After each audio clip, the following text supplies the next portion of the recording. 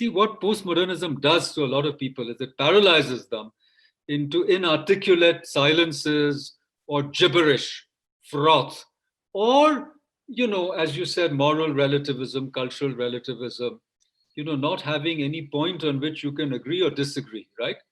I call it vaguology. Postmodernism is a Trojan horse in the West.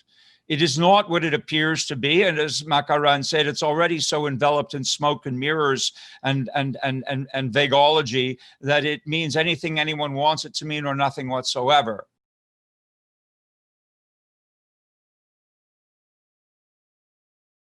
Remember, I began by saying it's a Trojan horse. And what's inside of it is Marxism, cultural Marxism, and nothing else.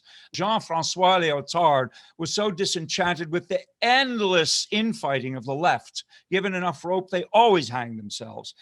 Marxism has failed everywhere in practice. It failed politically, it failed economically, and it has unfortunately succeeded culturally. What Derrida and Lyotard unleashed on us was, in the end, a vitriolic hatred of Western civilization. And they convinced a lot of guilt-ridden, initially white liberals, but then later the radicals they trained of every flavor, gender, ethnicity. The feminists, of course, jumped on this bandwagon. They're all oppressed, and they see the world only through the lens. Every morning they wake up and they see only race, class, and gender. This is their entire worldview. They do not see a human being, for God's sake. They don't look at you or me or anybody else and see a human being. They see only race, class, gender, politicization, oppression, tyranny, and they blame Western civilization for all of it. We were discussing truth one night, and I asked a simple question. How much is 1 + 1? And most people were willing to say 2, but not everybody. This was around 1997. And there was this one girl in the audience who looked very shocked and disturbed and upset, and was in a body language like this. I said, "How much is 1 + 1?" And she cringed. And I asked her, "Why are you afraid of this question? And why won't you? And what do you think 1 + 1 is?" And she said, "I refuse to answer." And I said, "Why?" She said, "Because I don't want to answer in case my answer offends anybody."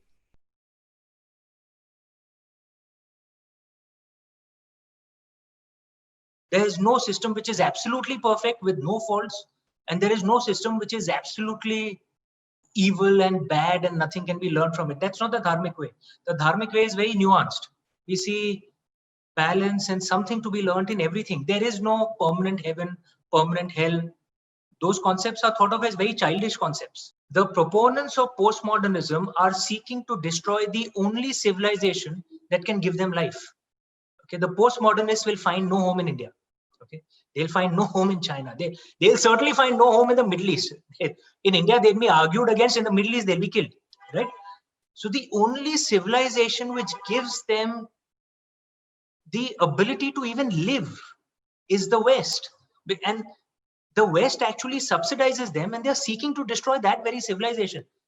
The only phenomenon which behaves like this is cancer, because cancer seeks to destroy the very thing that is giving it life, and it dies with the body. Right? You see, India is so strong in its pluralism and yet so united by the Vedas that it really is immune. It can accept anybody on any street corner preaching almost anything and say, "Oh, this is contained in the Vedas." There is nothing that is not in the Vedas. So there is no possible contradiction in India. This is your richness. And this is also why you are of a kind of immunity. You can allow this nonsense to take root in your backyard, and you're not worried about it colonizing the rest of the garden.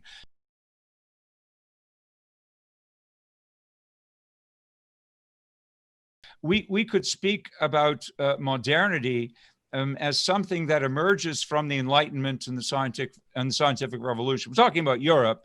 Then we're speaking about modernity as something that follows on the heels of the Enlightenment, the two democratic revolutions that took place toward the end of the 18th century, namely the American and the French revolutions, and the rights revolutions that began to follow into the 19th century. The Industrial Revolution and its excesses, which were rightly vilified by Marx. I mean, there are parts of Marxism which, as a humanist, one would agree with. Modernity begins with this notion, I believe, that governments are indeed accountable to the governed, and that government ought to be by the consent of the governed.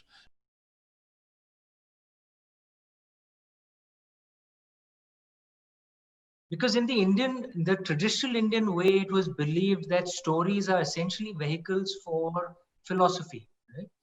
And why would you communicate it through stories? Because as Muriel Rukeyser said, the universe is actually so beautifully that the universe is not made up of atoms. It's actually made up of stories. A story without a philosophy is as pointless as a body without a soul. Human beings are fundamentally complex. And that is, if you get this, then your theories will actually compute to reality. If you don't get it, your theories can only survive in the ivory tower of academia.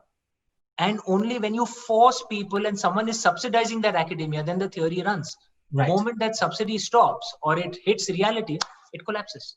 I think what we are doing is in this resentment or resentment, if you want to put it that way, we want to bring down icons, we want to destroy the past, we want to burn everything up. And I think that's going to destroy civilization as we know it. And let's see who will benefit by it. It's the enemies of the open world, the enemies of freedom, the enemies of democracy. They will benefit. Right. So we need new ways of healing. And that's where storytelling and sustainable narratives, which is coming to what you're talking about, is going to help. And these narratives, I feel, are not about East versus West or how to be a good Hindu in the UK. No, how to be just temple going. But it's really about sharing each other's stories. And I think that we have to create new platforms. The world isn't black and white.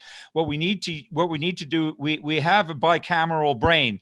We need to engage both hemispheres. We need logos and mythos. The fully emancipated and the well-educated human being has some basic understanding of science and logic using the left brain, and also has some appreciation for music and arts and literature and creativity, poetry using the right brain.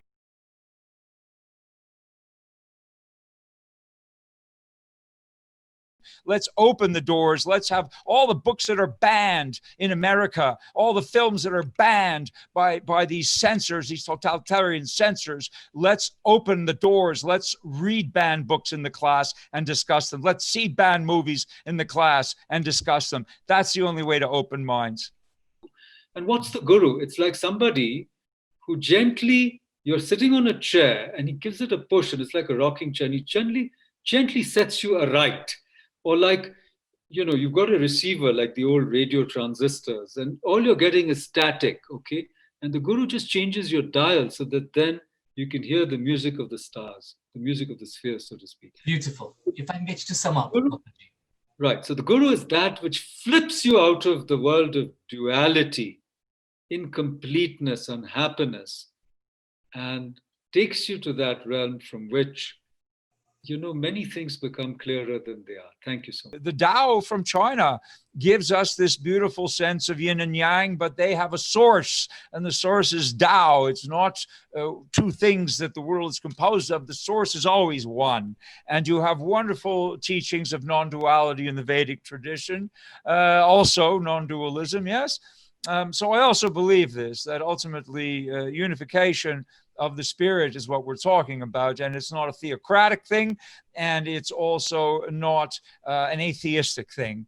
It's realizing our full human potential as human beings, and this comes from an open heart and an open mind, and seeing the world as close as we can to what it is, and not to what we've been indoctrinated into believing it is. So I just hope everyone will keep their minds open, and that we can continue the dialogue.